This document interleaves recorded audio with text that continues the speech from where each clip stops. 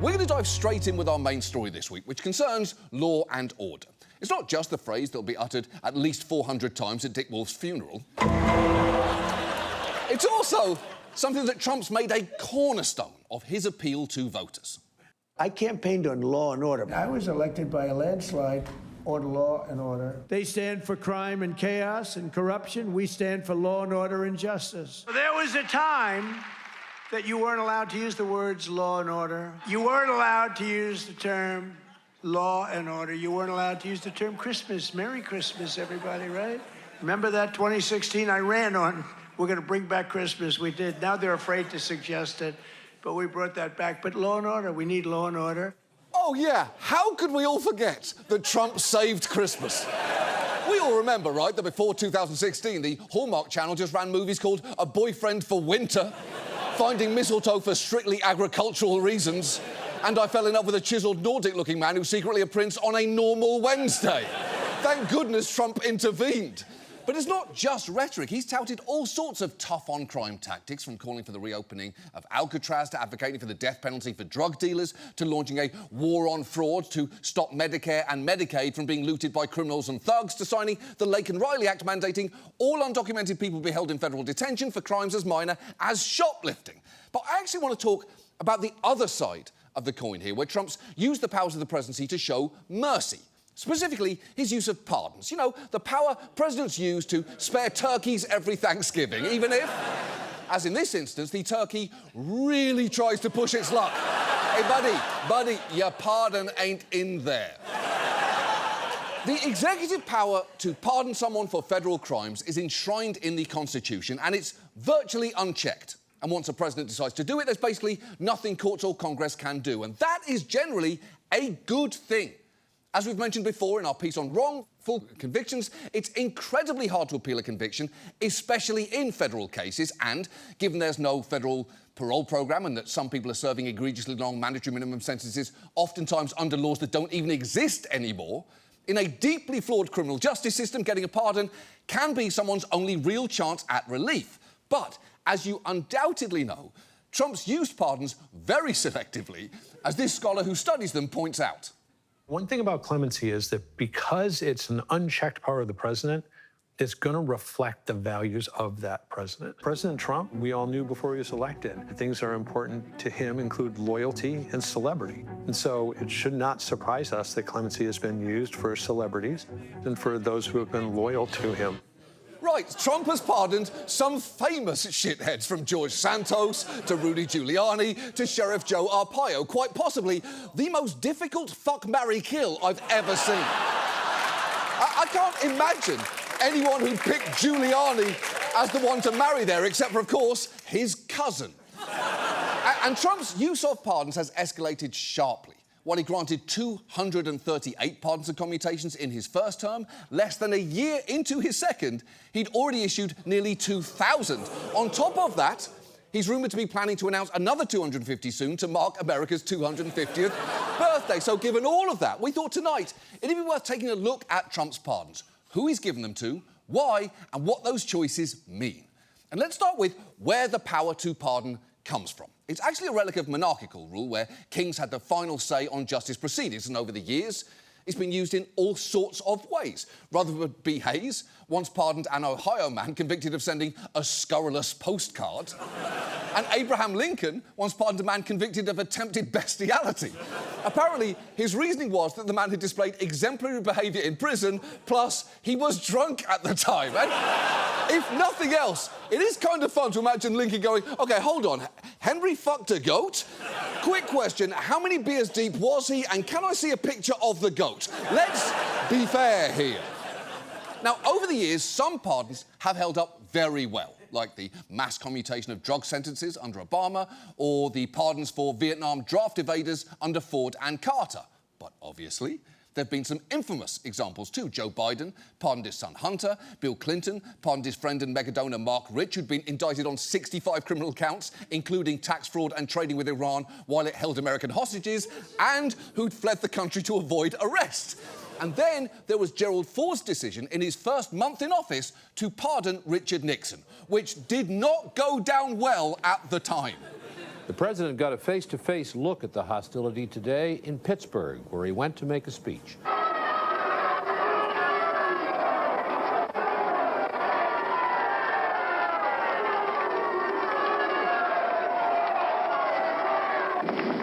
On the flight back to Washington, the president declined to talk to reporters about the pardon. His spokesman, Hushin, said the president knew the pardon would be controversial and was aware of the reaction. A White House switchboard operator told the president last night the volume of calls was very heavy and kind of unfavorable. Yeah, that's a pretty kind way for that operator to put it. The calls were heavy and unfavourable is a lot easier for a president to hear than Beverly from Cincinnati called you a corrupt taint and Paul from Kenosha said you're as crooked as a pig's dick. But obviously, presidents pardoning their predecessors or family members are the exception. And to understand what Trump's done to the pardon system, it's worth knowing how it's usually worked. Very basically, the system we've set up is that anyone can submit an application to the Office of the Pardon Attorney. They then judge it on a long list of criteria, including the person's post-conviction conduct, character and reputation, the seriousness and relative recentness of the offence, the acceptance of responsibility, remorse and atonement, the need for relief, and official recommendations and reports, like, for instance, the FBI doing a background check to see if the person would be a threat to public safety if released. Now, if the Pardon Office signs off, the application then goes to the president. But crucially, that whole system is optional for a president. They don't need to listen to what the recommendations are, or indeed run a pardon through that process at all, and Trump, by and large, hasn't. In his first term, he famously pardoned cronies and friends like Charles Kushner, Jared's dad, Paul Manafort and Roger Stone, who, for some reason, sells signed copies of his pardon on his website. It is the perfect gift for the special person in your life who you no longer want in your life. Incredibly, it's only the second weirdest thing Roger Stone sells, with the weirdest being this signed Make America Italian Again hat. First, I don't know what Make America Italian Again even means. The only country on earth that's ever been Italian is pretty famously Italy. But also, the listing specifies that the hat comes hand-signed by Roger Stone by default, and please leave a note with your order if you would like it unsigned. And just imagine the person that's aimed at. Someone who likes Roger Stone enough to be browsing the merch on stonezone.com and decides to spend $30 on a Make America Italian Again hat, but doesn't want Roger Stone's signature on it, because that would make it weird. Now, to be fair, Trump's first term also saw some very worthy pardons, including Alice Johnson, who'd been given a life sentence for drug trafficking charges from the 90s. And while the reason he did that probably had more to do with the fact that she'd been advocated for by Kim Kardashian, it is still undeniably good that he did it. But in Trump's second term, he's used his pardon power to a truly ridiculous degree. To start, on day one, he did this.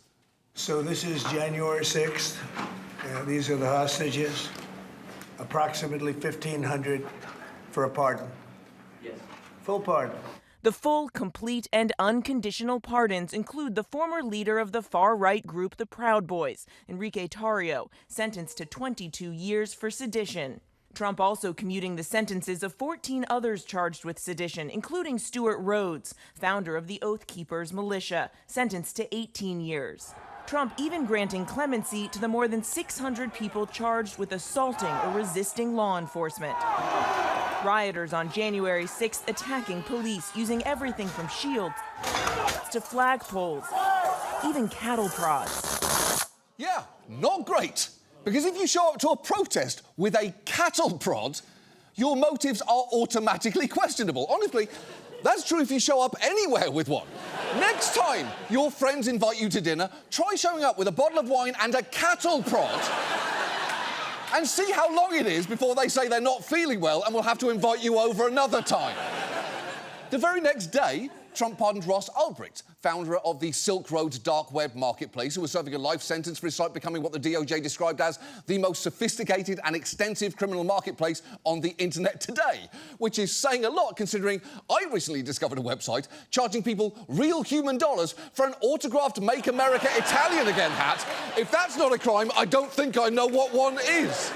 So clearly that was a lot of wild decisions right off the bat. In fact, legal experts say no president has started a term with so many pardons that violate long-standing policies and norms. And those norms were there for a reason.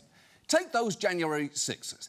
Even if you think many posed no threat to their community, there is a reason that it might have been good to do things like running background checks before allowing all of them to return home with zero supervision, because not only were many facing other charges at the time, in the year and a half since, at least 12 have been charged with other serious crimes, including assault, harassment and murder plots. And when it comes to remorse, just listen to one of the more prominent January 6ers, Jake Lang, at a rally to celebrate the one-year anniversary of their pardons. You were accused of doing some violent stuff. Well, I was accused of defending my country versus the violence. Beating Capitol police officers with a pole. These people were redcoats, traitors to the Constitution. They turned their weapons against uniformed police officers? Listen, it doesn't matter if you're uniformed. OK. You probably already know that he is full of shit, but let's address the most striking part of that, his outfit. Because what is happening there? I didn't realise you could get scarves in the wrong size. Everything from his neck up is giving frat boy on spring break, but everything from the neck down is giving poetry professor at Hogwarts. He looks like what would happen if Steve Carell fucked Gru, which must be something that Steve's thought about, right? Doesn't every voice actor wonder what it'd be like to have sex with the cartoon character that they voice? I know I have. I've thought about what it would be like to fuck Vanity Smurf and what it would be like to fuck Zazu. It's not because I find it arousing, I don't. But you can't tell me that you wouldn't be curious what it'd be like to fuck someone and hear your own voice coming out of their mouths. It'd be so strange. And if you think, well, why would you find a cartoon character sexually attractive in the first place? First, lots of people do, but that's not what this thought exercise is asking, really. For the record, I don't find either of these characters attractive, but let's suppose there was a universe where I did, and they found me attractive. Could I go through with it if they sounded exactly like me? Because it's not like I'd be fucking myself, is it? I'd be fucking someone else that just has my voice. How would that feel? How would I react if, mid-coitus, I heard my own pleasure moans coming out of Zazu's beak? Would it ruin the whole thing? Would I somehow enjoy it? And if so, does that make me a narcissist? Also, would it be weird for them? Because to Vanity Smurf and Zazu, I have their voices, don't I? So could they do it? Of course, they're cartoon characters. This could just be me projecting my own humanity onto a Smurf and a talking bird when they exist on their own planes of morality and biological impulse that don't necessarily conform to what we'd say is right or wrong. You know, after a lot of thought and consideration, ultimately, I think I would be able to power through and have sex with Vanity Smurf and Zazu, but I'd feel really guilty about it afterwards, and I'm not totally sure why. Anyway, I would love to talk about this more, but we don't have time, so I'll just conclude by saying this. Let's see Byron Allen do that on Comics Unleashed. Anyway, the point here is Trump rushed out a ton of pardons for January 6th rioters, and since then, he's even tried to set up a nearly $1.8 billion fund to compensate anyone who feels they were unfairly prosecuted under Biden, which it seems many January 6ers hope to take advantage of, given that guy you just saw apparently answered his phone the day that fund was announced with Jake Lang's office, America's newest billionaire. But the truth is, rumours of the fund had been circulating long before it was officially announced, to the point that one January 6ther literally tried to use it to cover up his tracks on a different, truly horrendous crime. Meet Andrew Paul Johnson, charged with storming the Capitol, pardoned by the president. There you see him circled in the crowd. He was arrested just 6 months later for multiple child sexual abuse charges in Florida. And apparently he tried to buy the silence of one of his child victims by claiming he stood to receive $10 million as restitution for being a January 6er. Holy shit! I don't know if there is any clearer example of two wrongs don't make a right than trying to silence your child victim with your treason money. And look, if Trump's pardons were only about releasing January 6ers and funneling money to them, that would be bad enough. But it goes well beyond that. More than 50 of the pardons and commutations he's made in his second term are for fraud, and white-collar offences such as money laundering, bank fraud and wire fraud are among the most frequent crimes he's wiped clean. It's ranged from your Ponzi schemers to campaign finance violators to this man, Trevor Milton. He was the founder of an electric trucking company called Nikola, which he apparently wanted to name after Nikola Tesla, but as Tesla was already taken, he went with Nikola instead, a name only marginally more creative than Tesla 2, Tesla with 2 A's and Tesla again, but different. Anyway, Nikola's electric truck looked pretty impressive. Here is a video that was posted to the company's social media captioned, "Behold, the 1,000 HP zero-emission Nikola semi-truck in motion." The only problem was, as the company later admitted, the reason that truck wasn't emitting anything is that it had been towed to the top of a hill and allowed to roll down, making it the perfect truck for anyone who's environmentally conscious and needs to commute to the bottom of a hill exactly once and then never again. Now, Milton wound up being convicted of defrauding the company's investors with what prosecutors said were his repeated lies and was facing a 4-year prison term. He was actually appealing that when Trump suddenly stepped in to pardon him. And here is Milton telling the moving story of how Trump broke the news to him over the phone. He says, well, Trevor, I've heard your story, and what they did to you was evil and disgusting. It was wrong on every level. And I'm going to issue you a full and unconditional pardon. The highest pardon a president can give a human is a full and unconditional. And I'm going to issue you a pardon. You don't deserve what you've been through. I'm so sorry. And he says, you're clean. You're cleaner than a baby's bottom.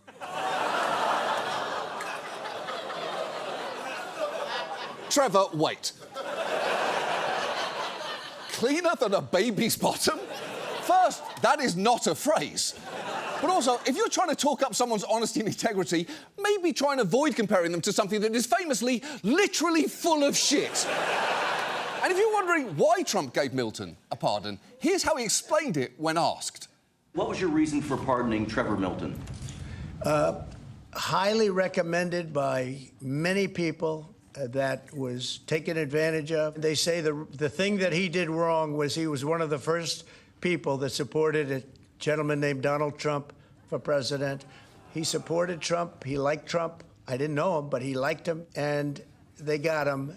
And I said, that's unfair. There are many people like that. They support Trump, and they went after him. OK, even by Trump's standards, that was a mess. First, he answered the question, what's your reasoning for pardoning Trevor Milton with, and I quote, highly recommended by many people that was taken advantage of. That is simply not how the English language works, but OK.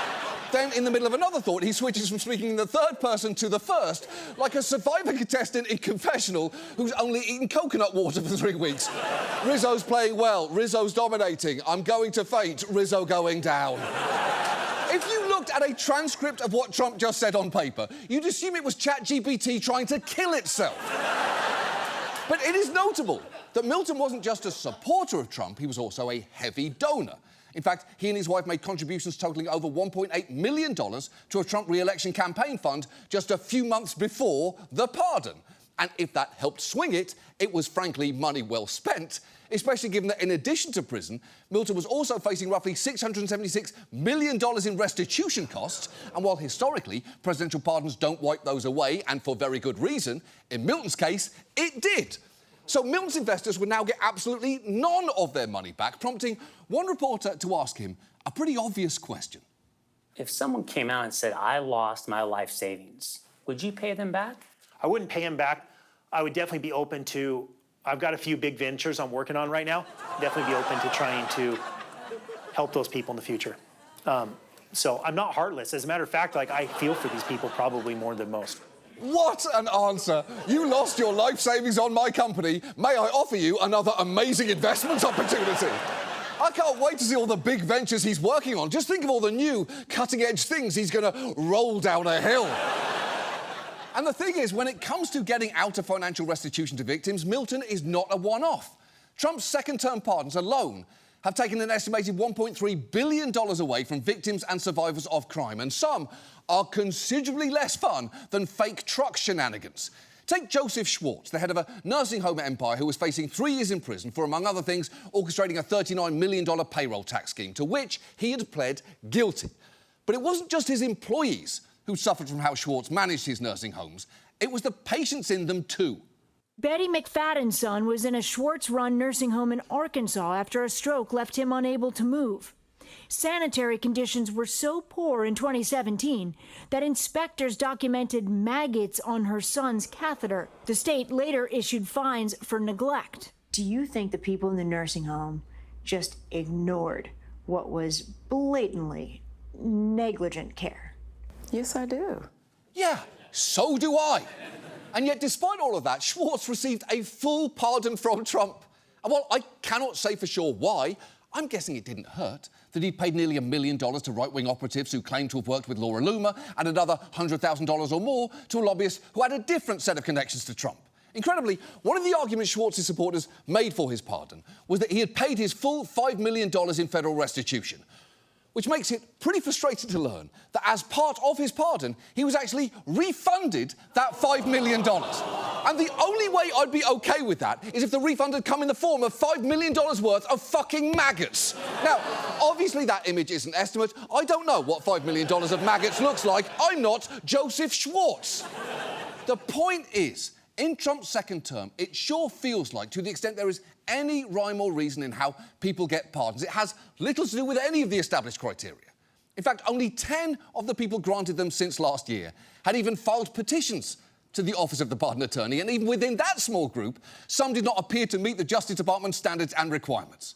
Instead, we now seem to have a system where things like media coverage, money, and appeals to Trump's vanity are key. In fact, he'll often tie his justification for pardons to what he sees as his own railroading by prosecutors, to the point that, according to administration officials, the magic words to get him to help with a pardon are unjust persecution. Take what happened with the former president of Honduras, Juan Orlando Hernandez, who was pardoned after Roger Stone, famous hat salesman, advocated on his behalf, and after Hernandez's wife appeared on Matt Gaetz' show to claim that, just like Trump, my husband is a victim of the DOJ's Biden lawfare agenda, which is a pretty big stretch, given what her husband was convicted of. Hernandez was convicted in 2024 of what prosecutors called one of the biggest and most violent narco-trafficking conspiracies in the world, protecting drug routes in exchange for millions. In total, prosecutors said he helped flood the U.S. with more than 400 tons of cocaine. He allegedly even boasted they were going to stuff cocaine up the gringos' noses. Yeah, pretty bad. I mean, the violent drug conspiracy part, that is, not the stuff cocaine up gringos' noses. If anything, that's just helpful customer service. That's at-home installation and troubleshooting. It's essentially Geek Squad, but for cocaine. And you're thinking, wait, hold on, wasn't stopping the flow of drugs across the southern border Trump's whole deal? Isn't that why we recently kidnapped a different country's leader and why we're blowing up boats off Venezuela on a regular basis? In fact, wasn't their bringing drugs one of the first things Trump burped into our collective brains a decade ago after descending from hell's mezzanine? Yeah, it very much was. And if the world had any justice, his shoelaces would have gotten stuck right then and there. And today, instead of intuitively associating Trump with America imploding, we just associate him with the need to be really careful at the mall. Look up from your phone there, Alyssa. You don't want to get trumped outside an American eagle. Learn from history. But maybe the best way to understand just how fully the brakes have come off is to look at what happened with the crypto trading platform Binance. In 2023, the company and its CEO, Changpeng Zhao, who goes by CZ, pled guilty to violating anti-money laundering laws. The DOJ said Zhao had caused significant harm to US national security by allowing sanctioned Iranian crypto exchanges, Russian drug traffickers, Hamas militants and other criminal groups to move billions of dollars through the exchange. And it was a pretty slam-dunk case, with, among other things, internal communications from employees, including its chief compliance officer, texting a co-worker like, come on, they are here for crime. To which the colleague replied, we see the bad, but we close two eyes. Which is both a flagrant admission of guilt and also a frankly gorgeous way to describe playing peekaboo. Binance's plea agreements constituted the largest settlements in history, and the company paid more than $4 billion in fines. And yet, seemingly out of nowhere, Trump gave Zhao a full pardon. And when asked about that just a few days later, his answer wasn't great. He pled guilty in 2023 to violating anti-money laundering laws. Right. The government at the time said that CZ had caused significant harm to U.S. national security, essentially by allowing terrorist groups like Hamas to move millions of dollars around. Why did you pardon him? Okay, are you ready? I don't know who he is. I know he got a 4-month sentence or something like that, and I heard it was a Biden witch hunt. There it is. There it is, right there. Trump's classic move of claiming he does know someone after it turns out his association with them might be a problem. He literally says, are you ready there? As if to prepare everyone for the incoming bullshit, OK? Buckle the fuck up, everyone, because even by my standards, this lie is about to be an absolute doozy. But Zhao's pardon may not just have been down to the Biden witch hunt factor, because it turns out just months before it came through, Binance had done a crypto deal that benefited the Trump family massively. Very basically, a UAE investment fund bought a stake in Binance, and to do that, they used $2 billion worth of the crypto coin associated with the Trump family's World Liberty Financial. That meant $2 billion was now parked indefinitely with the company, off of which the Trumps could then earn interest. And while Binance will insist that there was no quid pro quo and that it didn't choose the crypto coin in question, what it can still very much do is determine exactly how long World Liberty continues earning interest on that $2 billion, which is pretty meaningful, given even a 4% yield would generate $80 million annually, of which the Trump family would be entitled to around $30 million a year, which is a lot of money. I mean, $30 million, that's a million signed Italian felony hat. That's ricchezza. And it's not just me that thinks that Zhao's pardon looks bad. Even Joe Lonsdale, a co-founder of Palantir and a big Trump supporter, tweeted, "Trump has been terribly advised on this. It makes it look like massive fraud is happening around him in this area." And I do not love being on the same side as that guy. It makes me second-guess everything now. Imagine if Tucker Carlson announced that The Comeback is his favourite show of all time. I think I'd kill myself. So, what do? Well, legally, there is not much that we can do, especially given the Supreme Court's found that a president can't be prosecuted for official acts, which giving out pardons unquestionably is. And while some critics have suggested reining in the president's pardon power, I would want to tread very carefully there. Because historically, the harm of sketchy pardons has generally been offset by clemency coming for many more who actually deserved it. The problem is that right now it feels that ratio has been reversed, and that outside of a few exceptions, it's basically just the scumbags and fraudsters with connections to Trump who get pardons. As one lawyer put it, if you're just an average citizen, you can't even get in the line. I told my guy he'd probably be better off if he broke into the Capitol or made a major donation to Trump's inauguration, which is pretty bleak, isn't it? Especially given just how much Trump loves to rail about how tough he is when it comes to law and order. But that toughness is clearly deeply selective, because he'll happily put violent people and fraudsters right back on the streets to victimise people again just because they support him. And that's, frankly, not likely to stop anytime soon. In fact, he's reportedly promised his top administration officials pardons before he leaves office, effectively meaning that they can get away with any federal crimes that they may commit during his second term, which, among other things, means RFK Jr. is about to enter the illegal wildlife trade in ways that we have never seen before. The hypocrisy here is just so flagrant.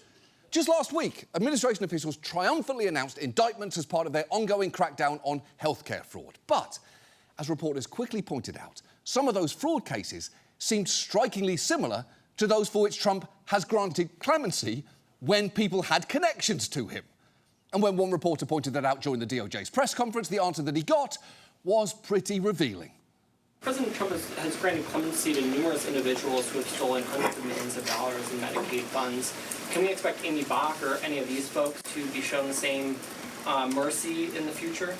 I'll take a different question as the final question. I mean, that is not even an attempt to explain, is it? And if someone is dodging a question that hard, it means the answer is truly bad. If you ask your girlfriend, "Will you marry me?" and she says, "I'll take a different question," go ahead and download Hinge, because whatever the real answer is does not bode well for you. And look, while that answer is clearly laughable, the underlying message is pretty dark. Because I know it is not news that America has a two-tiered justice system. But this is taking it to an absurd extreme. The way we're going right now, we may well end up at a point where we don't so much have a system of laws as much as we just have a guy. And if you're on that guy's team, you basically get to commit crimes. But the thing is, that's just not the social contract any of us signed up for. All of this is a very, very slippery slope. And the problem is, much like a nickel a truck, once we start going down that slope, it could be very hard to come back.